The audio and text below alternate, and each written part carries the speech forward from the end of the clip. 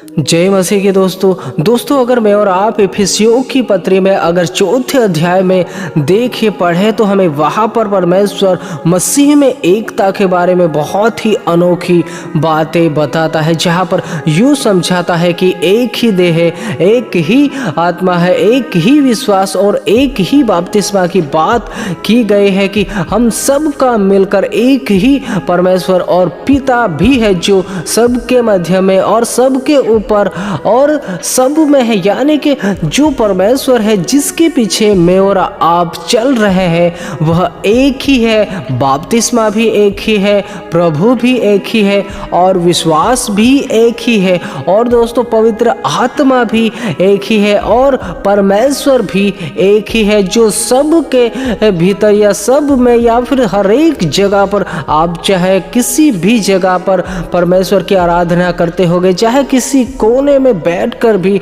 प्रभु को भजते होगे या फिर परमेश्वर की संगति करते होंगे, आप जो कोई भी पर्सन हो, आप और मैं, हम सभी जो इस दुनिया के कोने कोने में फैले हुए हैं और परमेश्वर की आराधना परमेश्वर के वचनों के आधारित सच्चाई से करते हैं, हम कोई भी मनुष्य अलग नहीं है। परंतु फिर भी दोस्तों अगर हम इस संसार में देखें तो आज बहुत ही ऐसी गड़बड़ियाँ चल रही है कि एक संस्था का दूसरे संस्था से नहीं बनता, एक पास्टर का दूसरे पास्टर के साथ या फिर एक सेवक का दूसरे सेवक के साथ नहीं बनता। ऐसी स्थिति हो चुकी है। अगर आज के इस वर्तमान समय में आप और मैं अगर सोशल मीडिया का इस्तेमाल करते होंगे या फिर यूँ कहे कि चाहे हम यूट्यूब पर देखते होंगे या कहीं पर भी, तो आपको और मुझे यह जरूर मिलेगा कि एक सेवक जो है वह दूसरे के खिलाफ बोलता है और दूसरा जो सेवक है वह तीसरे के खिलाफ। ऐसा करते करते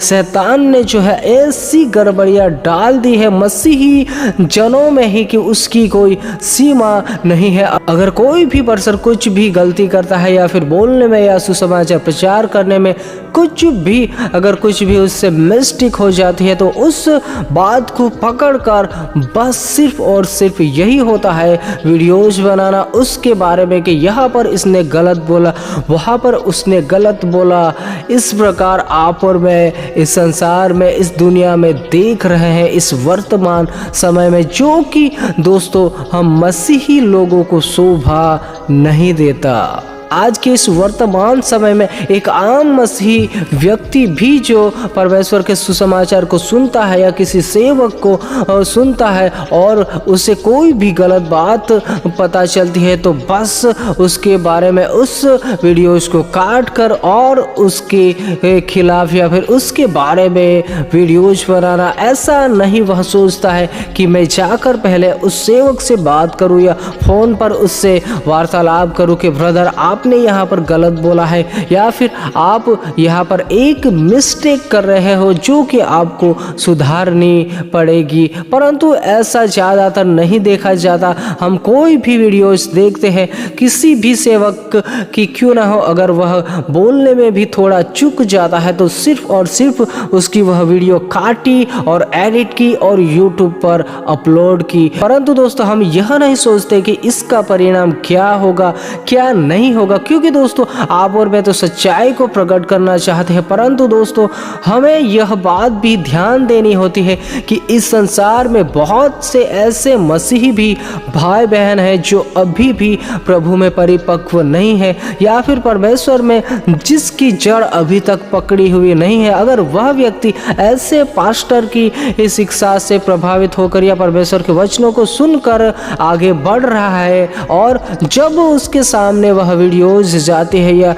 कुछ भी ऐसा सीन जो आप और मैं जो भी मुझे और आपको गलत लगता है उसे काट कर एडिट कर बनाकर भेजते हैं, तब दोस्तों उस आम मसीही भाई बहन पर बहुत ही गलत प्रभाव पड़ता है। यहाँ तक कि ऐसे भी चांसेस रहते हैं कि कई मसीही भाई बहन विश्वास से भटकने भी पाते हैं। जो नए नए प्रभु में आते हैं वह उसके मन में उसके खिलाफ, उसके मन में उस पास्टर या उस सेवक के बारे में गलत धारणाएं बन जाएगी कि यह सेवक ही गलत रीति से सिखाता है, तो इसकी शिक्षा कैसी होगी। और भी ऐसे ख्यालात उसके मनों में चलते हैं। जो आम मसीही व्यक्ति किसी की भी शिक्षा से प्रभावित होकर परमेश्वर के वचनों को सुनकर आगे बढ़ रहा होता है। ऐसे ही कई मसीही भाई बहन इस संसार में रहते हैं जो कि परमेश्वर में आगे बढ़ रहे होते हैं। इसीलिए दोस्तों, हमें जब भी हम किसी के भी बारे में वीडियोस बनाए या कुछ भी अगर मुझे और आपको ऐसा मालूम पड़े, तो पहले हम उस बात की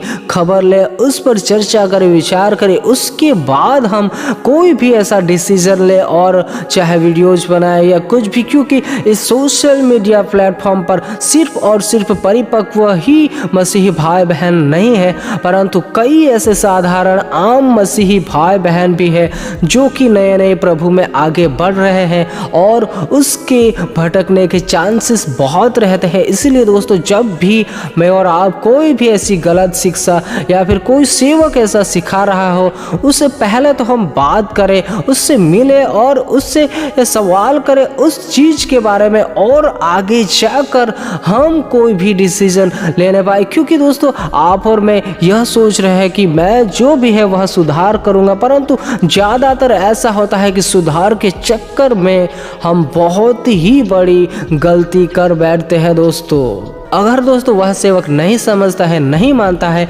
और सुधार नहीं लाता है, तब जाकर अलग बात है। परंतु जितना भी हो सके सबसे पहले तो मुझे और आपको उस बात की छानबीन करना है, उस सेवक से मिलना है और उसके बाद ही कुछ निर्णय लेना होता है, जिससे कि जो आम मसीही भाई बहन है उस पर कोई गलत प्रभाव ना पड़ने पाए। और जब मैं और आप उस व्यक्ति को समझाएंगे जो कि गलत शिक्षा दे रहा है, तो दोस्तों परमेश्वर इससे प्रसन्न होगा। क्योंकि परमेश्वर तो चाहता है कि ऐसी गलत शिक्षा या कोई भी सुसमाचार जो वचनों के आधारित नहीं है वो ना फैलने पाए। दोस्तों, हमें किसी को भी अलग नहीं समझना है। जो भी इस संसार में कोई भी प्रभु की सेवा कर रहा हो, उसके बारे में मुझे और आपको यह नहीं समझना है कि वह तो किसी और जगह से परमेश्वर की सेवा कर रहा है तो वह अलग परमेश्वर की आराधना कर रहा है। ऐसा नहीं है। वचन मुझे और आपको